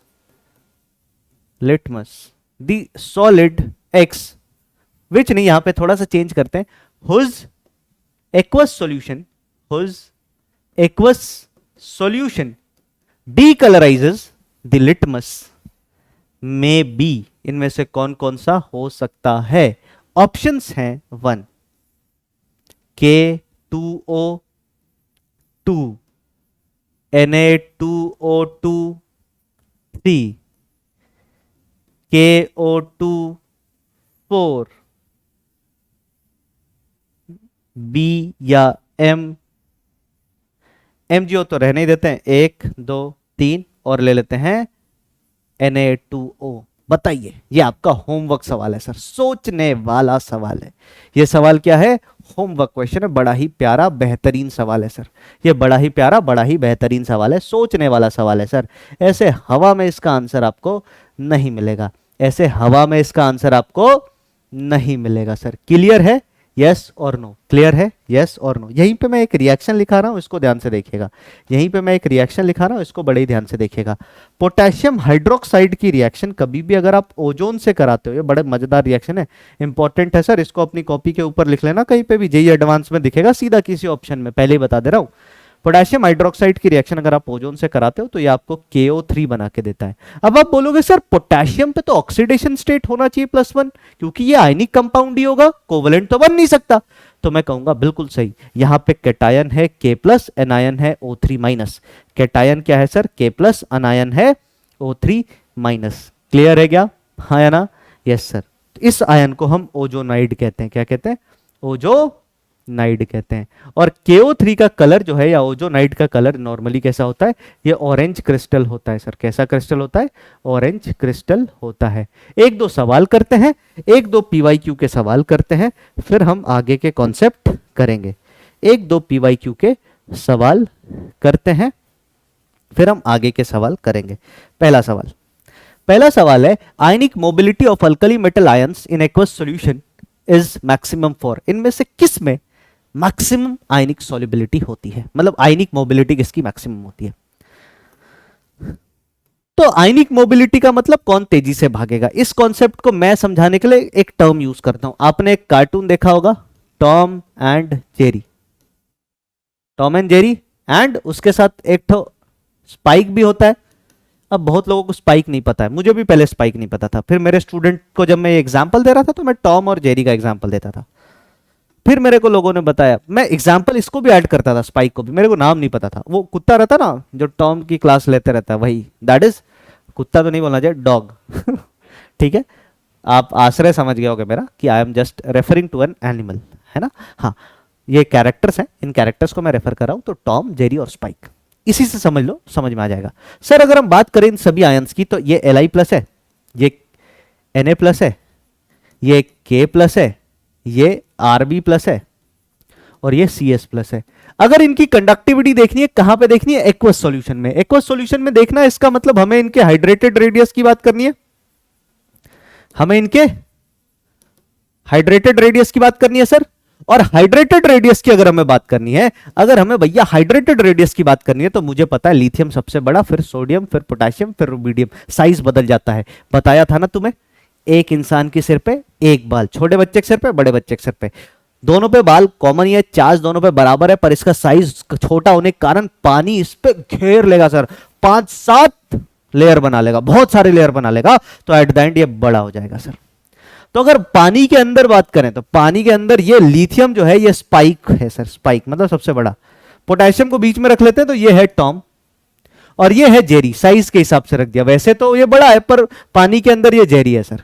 अब तुम सोचो, एक भीड़ भाड़ वाला इलाका है भयंकर। तुम ऐसे समझ लो कि विराट कोहली आया है कहीं स्पीच देने, या महेंद्र सिंह धोनी स्पीच देने आए हैं, पूरा खचाखच भीड़ भरा हुआ है ना। जेरी ने टॉम को तंग किया है, टॉम जेरी के पीछे, स्पाइक टॉम के पीछे। कौन तेजी से भाग पाएगा? बोलो कौन? भीड़ भीड़ एकदम खचाखच भरी हुई है, नीचे ये भाग रहे हैं, कौन तेजी से भाग पाएगा? तो आप बोलोगे ऑब्वियसली सर, ऑब्वियसली जेरी आसानी से भाग पाएगा, पैरों के बीच में निकल जाएगा इधर उधर, पर स्पाइक आसानी से निकल नहीं पाएगा। तो क्योंकि इसका मूवमेंट आसान हो जाता है, तो इसकी मोबिलिटी आसान होती है सर। क्या आसान होती है? मोबिलिटी आसान होती है। तो सबसे आसान मोबिलिटी किसकी होगी? जिसका साइज सबसे बड़ा होगा, या छोटा, सबसे छोटा। तो इन सब में सबसे छोटा साइज कितना है? Cs+ तो है नहीं, तो उसके बाद रुबिडियम आता है। तो आंसर क्या हो जाएगा सर? रुबिडियम हो जाएगा। आई होप ये बात आपको समझ आई होगी। आई होप ये बात आपको समझ आई होगी। क्लियर है? बोलिए हाँ या ना। क्लियर है? बोलिए हाँ या ना। एक सवाल और करते हैं। सवाल कह रहा है, based on lattice energy and other considerations which one of the following alkali metal chloride is expected to have highest melting point. आपको क्या करना है sir? Based on lattice energy, lattice energy के बेसिस पे आपको हाईएस्ट मेल्टिंग पॉइंट बताना है। बताइए किसका होना चाहिए सर? बोलो बोलो बोलो दादा, बोलो, करो इसको फटाफट, बताओ इसका किसका होना चाहिए? बताओ इसका किसका आंसर होना चाहिए? देखते हैं कौन पहले बताता। कमेंट करो फटाफट। हाँ भाई, तो बताओ क्या होगा इसका आंसर? बहुत सिंपल है सर। अगर हम केवल और केवल किससे चले सर? लैटिस एनर्जी से चले, तो लैटिस एनर्जी LiCl की सबसे ज्यादा होगी, है ना। LiCl, फिर NaCl, फिर KCl और फिर RbCl। लेकिन सर इसमें कटायन छोटा है, तो पोलराइजेशन भी होगा। पोलराइजेशन होगा तो ये पीछे कहीं जाएगा, पीछे चला जाएगा, और इसकी मेल्टिंग पॉइंट सबसे ज्यादा हो जाएगी। तो ये सही आंसर हो गया। ठीक है, अगला सवाल। विच one of the following react most vigorously with water, पानी के साथ सबसे ज्यादा विगरसली कौन रिएक्ट करेगा? तो मैंने बोला था डाउन द ग्रुप जाएंगे तो रिएक्टिविटी बढ़ती है, सबसे तेजी से रुबिडियम रिएक्ट करेगा। एक एक मिनट के सवाल हैं सर। ये सवाल बहुत प्यारा है, इसी सवाल के लिए मैं चाहता हूं इसका आंसर जरूर कमेंट करो कि अगर मान लो मेरे पास एक आयन है, the correct statement for the molecule CsI3, मैं बता देता हूं ये I है सर, मॉलिक्यूल क्या है? CsI3। सवाल पूछा कि it contain Cesium+3 ion and I- ion, पहला option. It contain Cs+ I- and I2 molecule. अगला सवाल, it is a covalent molecule, और आखिरी है it contain Cesium+ and I3- ion. ये आपका सवाल, इसको होमवर्क में जरूर कमेंट करना। इस सवाल को मैं स्टार क्वेश्चन बोल देता हूं, इसको मैं स्टार, वैसे सवाल तो स्टार नहीं है, बहुत तगड़ा सवाल नहीं, सिंपल सवाल है, लॉजिक बेस्ड सवाल है, पर फिर भी स्टार सवाल का आंसर आप कमेंट बॉक्स में लिखेंगे। I will read the comment and फिर हम इसको डिस्कस करेंगे सर। आगे बढ़े क्या? आगे बढ़े क्या सर? और एक दो सवाल करें? बोलो बोलो बोलो, और एक दो सवाल करें क्या? चलो ये देखते हैं। The thermal stability of the order of, correct order of thermal stability of hydroxide. Hydroxide की बात करें तो हाइड्रोक्साइड OH- होता है। OH- का मतलब ये है पॉली एटॉमिक। ये कैसा है सर? Poly atomic. तुम देख रहे हो हर साल एक दो सवाल आ रहे हैं सर। ये पॉली एटॉमिक, पॉली एटॉमिक से अगर हम आगे चर्चा करें तो पॉली एटॉमिक का मतलब डाउन द ग्रुप जाएंगे, डाउन द ग्रुप जाएंगे तो स्टेबिलिटी क्या होगी? स्टेबिलिटी बढ़ेगी। डाउन द ग्रुप जाएंगे तो स्टेबिलिटी बढ़ेगी। स्टेबिलिटी बढ़ने का मतलब है सबसे ज्यादा थर्मली स्टेबल नीचे वाले एलिमेंट्स होंगे। तो मैग्नीशियम से ज्यादा स्ट्रोंशियम, कैल्शियम बीच में आ गया, गड़बड़ है। मैग्नीशियम से ज्यादा कैल्शियम, ज्यादा स्ट्रोंशियम, ज्यादा बेरियम, सही बात। सिंपल था सर, एक एक मिनट के सवाल हैं। ये सभी सवाल आपको ज्यादा से ज्यादा एक एक दो दो मिनट के मिलेंगे, ज्यादा से ज्यादा एक एक दो दो मिनट के मिलेंगे। वैसे तो सवाल बहुत सारे हैं और बहुत सारे सवाल हम करेंगे भी। देखो ये सवाल कर लो, ये सवाल एक बारी कब आया देखो, 1998 जेई 1998 का मतलब है ये आईडी जेई में आया था, है ना। आईडी जेई जो पहले जेई एडवांस था उसको हम आईआईटी जेई का नाम देते थे। तो highly pure dilute solution of sodium in liquid ammonia, क्या क्या बात है? सोज ब्लू कलर, हाईली प्योर का मतलब कॉन्सेंट्रेशन बहुत ज्यादा होगा, तो बात गलत है। एग्जिबिट इलेक्ट्रिकल कंडक्टिविटी, बिल्कुल सही बात है। प्रोड्यूसेस सोडियम अमाइड, अगर लेफ्ट स्टैंडिंग करेंगे तो it will produce sodium amide. Produces hydrogen gas, अगर लेफ्ट स्टैंडिंग करेंगे तो it will produce hydrogen gas. तो तीन ऑप्शन सही, बाकी ऑप्शन, पहला ऑप्शन गलत, क्योंकि एक्स्ट्रा प्योर बोला है, क्योंकि एक्स्ट्रा प्योर बोला है। क्लियर है क्या बात? बोलो हाँ या ना। अब ये सवाल 2009 जेई का, the compounds formed upon combustion of sodium metal in excess of air is are. अब एक्सेस ऑफ एयर के साथ हमने रिएक्ट कराया है, एक्सेस ऑफ एयर के साथ हमने रिएक्ट कराया है, बताओ क्या होगा? एयर के साथ रिएक्शन में इसका क्या आंसर आएगा? यो भी होमवर्क क्वेश्चन है सर, ये भी आपके होमवर्क का सवाल है। चलिए अब हम क्या करते हैं सर, चलिए अब हम क्या करते हैं सर, अब हम और कुछ टॉपिक्स डिस्कस करते हैं। ये सवाल आपके होमवर्क का है। अब हम और कुछ पॉइंट्स डिस्कस करते हैं और कुछ रिएक्टिविटीज की चर्चा करते हैं सर, और कुछ रिएक्टिविटीज की चर्चा करते हैं। ठीक है, बोलो हाँ या ना। बहुत बढ़िया। सबसे पहले आप लिखिएगा, इसके बाद सबसे पहले आप लिखिएगा रिएक्शन विथ हाइड्रोजन। हम रिएक्शंस देख रहे थे, मेरे हिसाब से तीसरा पॉइंट होना चाहिए, तीसरा या चौथा जो भी होगा देख लेना। रिएक्शन विथ हाइड्रोजन, हाइड्रोजन के साथ अगर आप रिएक्ट करते हो किसको? अल्कली मेटल को, तो alkali metal M reacts with hydrogen, है ना। ये क्या है सर? अल्कली मेटल है, AM, alkali metal M reacts with hydrogen and they form hydride. क्या बनाएंगे सर? MH टाइप का हाइड्राइड, +1 -1। ये सभी आयनिक हाइड्राइड है, आयनिक हाइड्राइड। आपने हाइड्रोजन चैप्टर में पढ़ा होगा, ये सभी क्या है सर? आयनिक हाइड्राइड हैं। ये सभी क्या है सर? आयनिक हाइड्राइड है। आयनिक हाइड्राइड को हम सलाइन हाइड्राइड भी कहते हैं। सलाइन शब्द का मतलब होता है सॉल्ट लाइक हाइड्राइड, मतलब सॉल्ट लाइक हाइड्राइड। ये सभी सलाइन या सॉल्ट लाइक हाइड्राइड है। आगे अगर हम चर्चा करें, आगे अगर हम इस पे चर्चा करें सर, ये सभी आयनिक हाइड्राइड है। आगे अगर हम चर्चा करें तो आयनिक हाइड्राइड से सवाल क्या आता है? तो सवाल बेसिकली यही आता है कि एक आयनिक हाइड्राइड ले लिया, जैसे मान लो NaH ले लिया। NaH की रिएक्शन अगर हम करते हैं, NaH की रिएक्शन अगर हम करते हैं किसके साथ सर?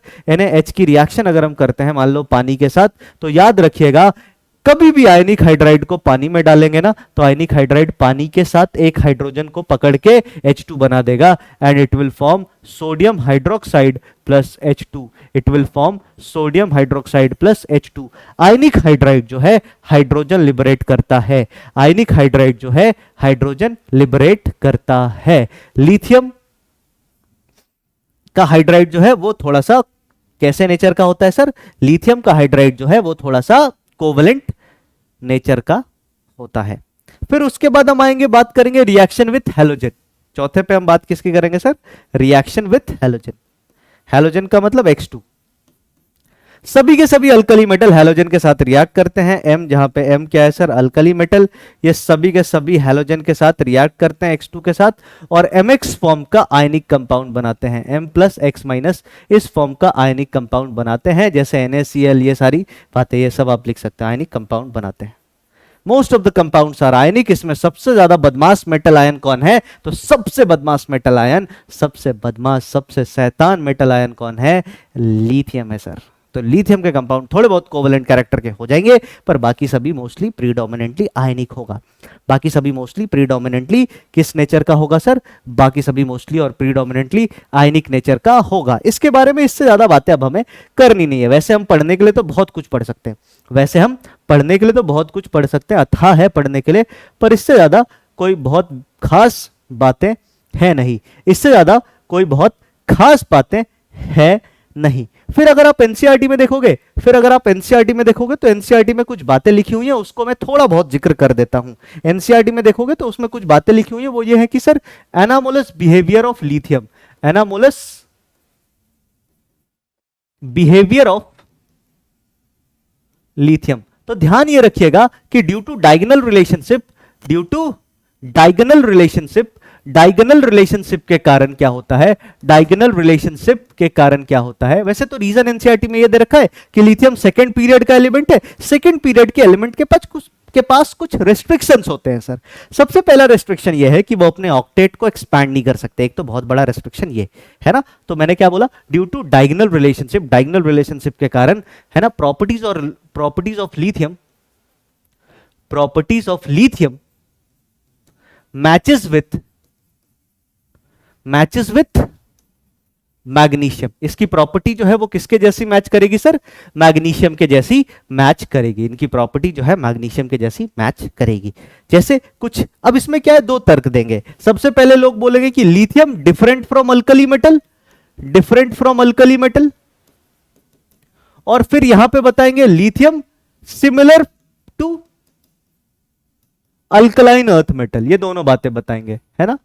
दोनों ही बातों में ये ऊपर वाले पॉइंट को वैलिडेट करेगा। जैसे lithium different from alkali metal में क्या क्या है सर? लिथियम की रिएक्शन हम नाइट्रोजन के साथ कराते हैं तो ये लिथियम नाइट्राइड बनाता है, LiN3 बनाता है, पर बाकी के अल्कली मेटल की रिएक्शन जब आप N2 के साथ कराओगे तो कोई प्रोडक्ट नहीं बनता।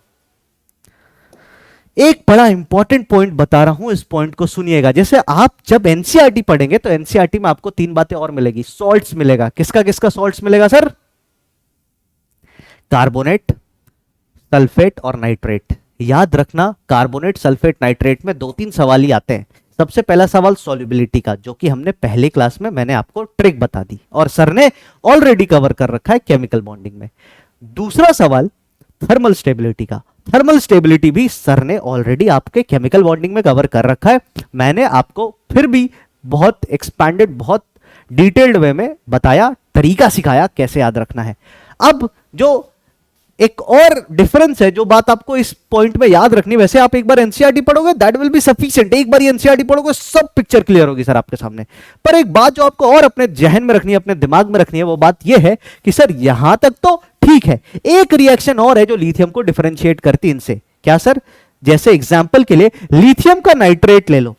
जब आप लिथियम का नाइट्रेट लेके इसको हीट करते हो ना, थर्मल डिकम्पोजिशन करते हो, तो लिथियम का नाइट्रेट आपको बना के देता है Li2O, मतलब अपना ऑक्साइड NO2 और साथ में O2। ये बैलेंस्ड इक्वेशन नहीं है, बैलेंसिंग आप कर लेना। NO2 की बात करें तो NO2 ब्राउन कलर का गैस होता है। मैं अपनी क्लास में नॉर्मली इसका नाम रख देता हूं, भूरा नाम रख देता हूं इसका।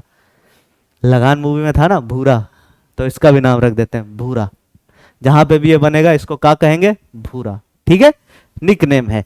लेकिन अगर मान लो तुम सोडियम नाइट्रेट को हीट करते हो, तो सोडियम नाइट्रेट हीट करने पर, सोडियम नाइट्रेट हीट करने पर क्या बना के देता है सर? ये आपको NaNO2 प्लस O2 बना के देता है।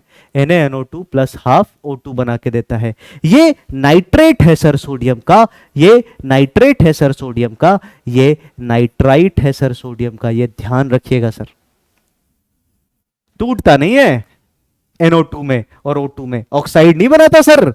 बाकी अल्कली मेटल नहीं बनाते, और ये वाली रिएक्शन बाकी सभी अल्कली मेटल फॉलो करते हैं एक्सेप्ट लिथियम। अब फिर बोलेगा मैग्नीशियम के साथ क्या सिमिलैरिटी है? तो मैग्नीशियम के साथ सबसे पहली सिमिलैरिटी तो यही है सर, मैग्नीशियम नाइट्रोजन के साथ रिएक्ट करता है, क्या बनाता है?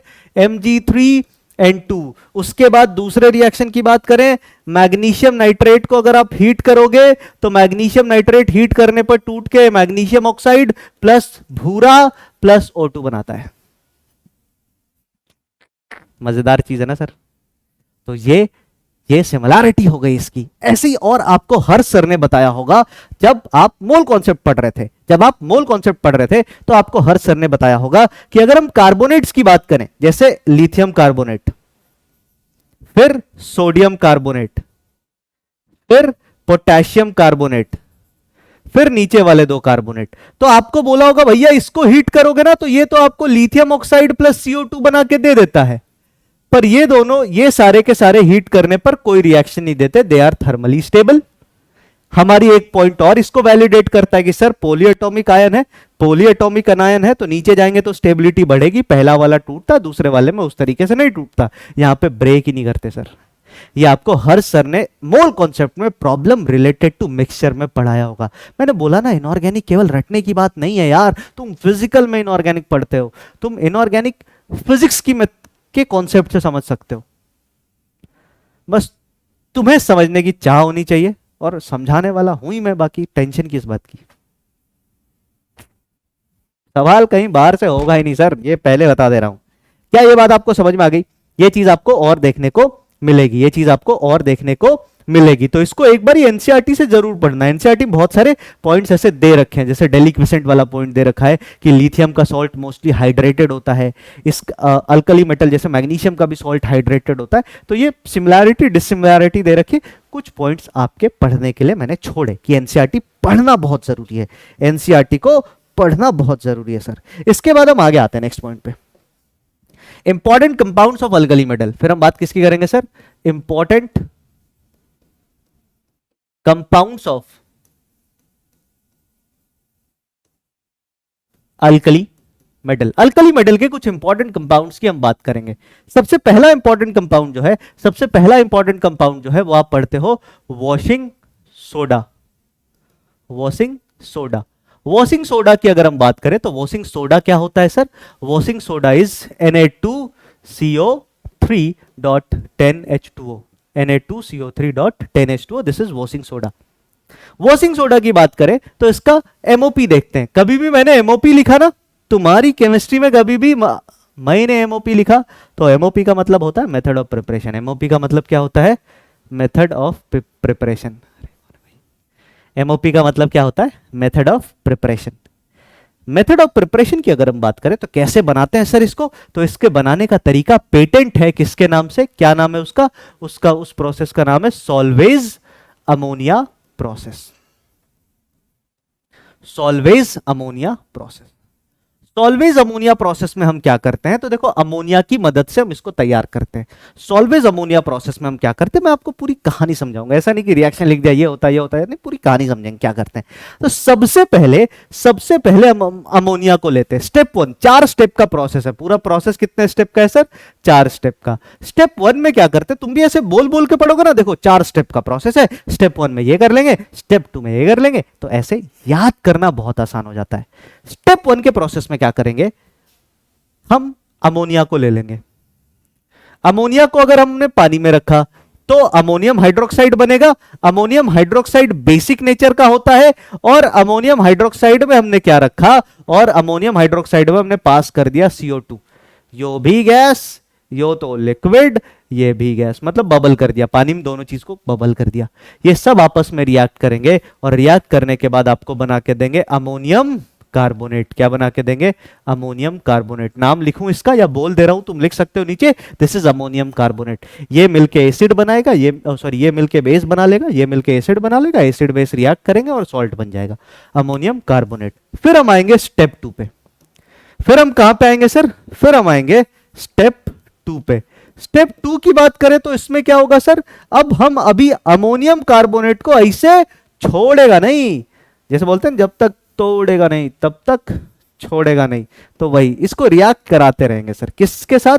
इसमें और ज्यादा बबल करेंगे H2O, इसमें और ज्यादा बबल करेंगे CO2। अमोनिया छोड़ देंगे, H2 और CO2 और बबल करेंगे। तो ये रिएक्शन किसके जैसा है मैं आपको बताता हूं। आप सभी ने बचपन में छोटे थे तब पढ़ा होगा कि कैल्शियम कार्बोनेट को लाइम वाटर टेस्ट से हम पता किसको सर?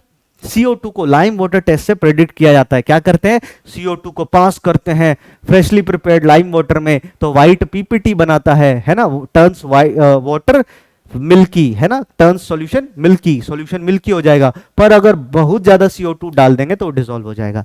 बहुत ज्यादा CO2 डालने पे हाइड्रोजन कार्बोनेट बन जाता है। सेम कहानी यहां पे होती है, और ज्यादा CO2 और पानी डाला तो अब ये NH4 HCO3 बना लेता है। This is ammonium hydrogen carbonate या अमोनियम बाइकार्बोनेट। फिर आता है स्टेप नंबर 3। अब क्या करते हैं सर? अब क्या करते हैं इस अमोनियम बाइकार्बोनेट को? अब क्या करते हैं सर? इस अमोनियम बाइकार्बोनेट में हम सॉल्ट एक्सचेंज करते हैं, मतलब कडायन एक्सचेंज कराते हैं। कैसे कराते हैं? अमोनियम बाइकार्बोनेट की रिएक्शन हम करा देते हैं किसके साथ? सोडियम क्लोराइड के साथ। सोडियम क्लोराइड को एक्वस सॉल्यूशन को ब्राइन भी बोला जाता है इंडस्ट्रियल टर्म में। तो इसकी ये सभी एक्वस है सर, इसकी रिएक्शन ब्राइन के साथ आयन एक्सचेंज रिएक्शन होती है और ये बना के देता है NaHCO3 और साथ में NaCl। अब देखो जो NaHCO3 है ना सर, इसकी सॉल्युबिलिटी कम होने के कारण ये PPT बना देता है सर। ये PPT बना के प्रेसिपिटेट हो जाता है। जैसे ये प्रेसिपिटेट होता है, हमने फिल्टर पेपर से इसको छान के अलग कर लिया। जैसे ये प्रेसिपिटेट हुआ, हमने फिल्टर पेपर से इसको छान के अलग कर दिया, और अलग करने के बाद आता है स्टेप नंबर 4। स्टेप नंबर 4 में हम क्या करते हैं? स्टेप नंबर 4 में हम क्या करते हैं? NaHCO3 को थर्मली डिकम्पोज कर देते हैं। NaHCO3 को थर्मली डिकम्पोज करते हैं, गर्म करके इसको तोड़ते हैं, क्योंकि अब तो ये पाउडर है सर, प्रेसिपिटेट हो गया, और ये आपको बना के देता है Na2CO3। ये आपको क्या बना के देता है सर? Na2CO3 और साथ में H2O और साथ में CO2। इस वाले रिएक्शन को बैलेंस करने के लिए 2 लगा लोगे, बैलेंस हो जाएगा। बाकी रिएक्शन भी बैलेंस आप कर सकते हो। ये पूरा प्रोसेस है, ये पूरा प्रोसेस है। स्टेप 1 में क्या किया? ये पूरा प्रोसेस है। स्टेप 1 में क्या किया सर? स्टेप 1 में हमने अमोनियम कार्बोनेट बनाया। स्टेप 2 में क्या किया? अमोनियम कार्बोनेट से अमोनियम बाइकार्बोनेट बनाया। स्टेप 3 में हमने क्या किया सर? इसमें ब्राइन सॉल्यूशन ऐड किया। ब्राइन सॉल्यूशन ऐड करने से हमारे पास सोडियम हाइड्रोजन कार्बोनेट आया और सोडियम हाइड्रोजन कार्बोनेट आया, और यहां पे मैंने गलत लिख दिया, इसको सही कर लो। अमोनियम क्लोराइड बनेगा। सोडियम तो इधर आ गया ना सर, ये अमोनियम क्लोराइड बनेगा NH4Cl। ये सॉल्युबल है, ये PPT बन गया। PPT को अलग कर लिया, सुखाया और हीट किया तो हमें Na2CO3 मिल गया। अपने हिसाब से इसमें वाटर ऑफ क्रिस्टलाइजेशन ऐड होने दिया और हमें क्या मिल जाता है? हमें मिल जाता है वॉशिंग सोडा। वॉशिंग पाउडर नहीं मिलता है, हमें मिल जाता है वॉशिंग सोडा। बाकी आप क्या करेंगे? आप NCERT से इसके यूजेस को जरूर पढ़ लेना। आप NCERT से इसके यूजेस को जरूर पढ़ लेना। एक सवाल जो बहुत कॉमन है, वो ये है, सुनिए ध्यान से। एक सवाल जो बहुत कॉमन है वो ये है, सुनिए ध्यान से। कैन वी प्रिपेयर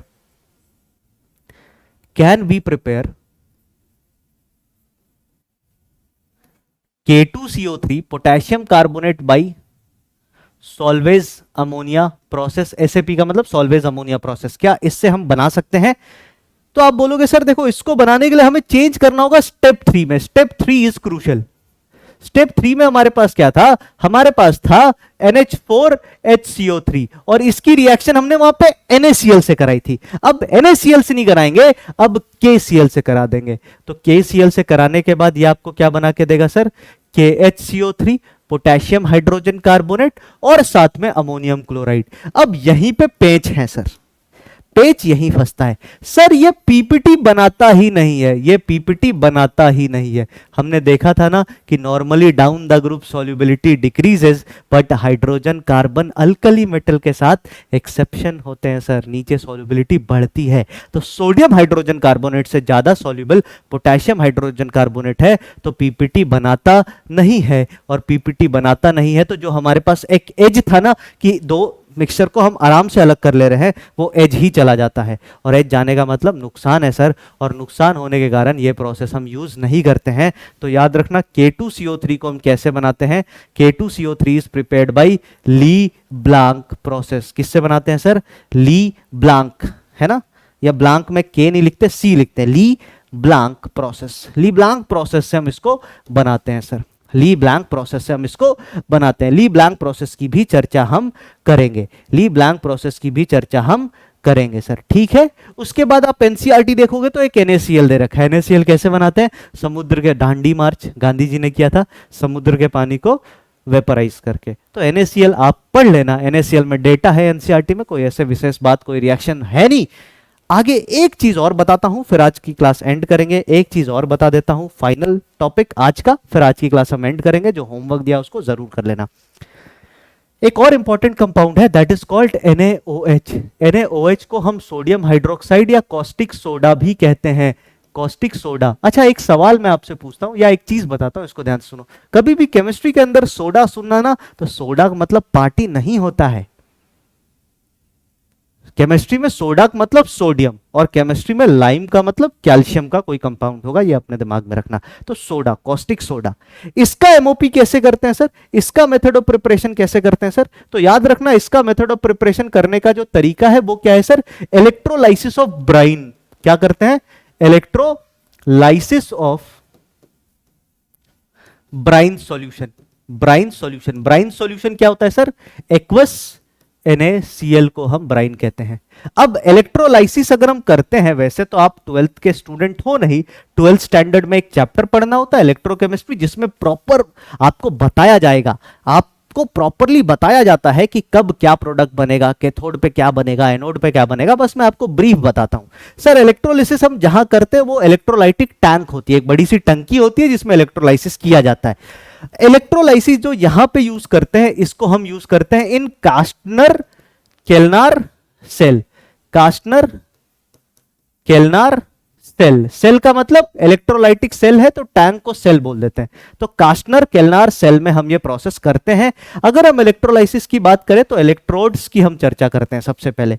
कैथोड जहां पे हमेशा रिडक्शन होता है, जो बातें बोल रहा हूं उसको ध्यान से सुनिएगा। कैथोड जहां पे हमेशा रिडक्शन होता है और कैथोड पे कटायन जाता है, मतलब पॉजिटिव चार्ज पार्ट जाता है। और एनोड जहां पे रिडक्शन होता है, एनोड एनायन से बना, इस पे नेगेटिवली चार्ज आयन जाएगा, इस पे हमेशा ऑक्सीडेशन होता है, ऑक्सीडेशन, है ना। तो बात करते हैं कौन कौन कहां कहां होता है सर। तो अगर हम बात करें कैथोड पे, कैथोड आपका बना होता है मरकरी का, मरकरी कैथोड होता है सर, Hg का कैथोड आपका बना होता है। और एनोड की बात करें, एनोड आपका होता है, एनोड जो होता है वो किसका होता है सर? तो टाइटेनियम कोटेड स्टील इलेक्ट्रोड होता है, टाइटेनियम कोटेड स्टील इलेक्ट्रोड होता है, टाइटेनियम कोटेड स्टील इलेक्ट्रोड। देखो टाइटेनियम इसलिए कोट करते हैं ना, क्योंकि नहीं तो NaOH जो है ना वो उसको कोरोड कर देगा, इलेक्ट्रोड होता है। फिर अगर हम बात करें कैथोड पे रिएक्शंस क्या क्या होती है सर, तो कैथोड पे एक रिएक्शन होती है कि H+ will take electron and it will form H2, पहली रिएक्शन। दूसरी रिएक्शन क्या होती है? सोडियम जो है, सोडियम या सोडियम प्लस कह लो, ये इलेक्ट्रॉन लेगा, मरकरी के साथ रिएक्ट करेगा और NaHg बनाएगा, sodium amalgam. This is sodium amalgam, sodium amalgam, amalgam are alloy, है ना। सोडियम मतलब मरकरी के साथ किसी मेटल के एलॉय को अमलगम कहते हैं, बबल गम नहीं, अमलगम। और इधर की बात करें तो यहां पे रिएक्शन क्या होता है सर? यहां पे Cl- विल फॉर्म Cl2 और साथ में इलेक्ट्रॉन लूज करेगा। तो अगर हम प्रोडक्ट की बात करें, तो कौन कौन से प्रोडक्ट हैं उसको मैं हाईलाइट कर देता हूं पहले।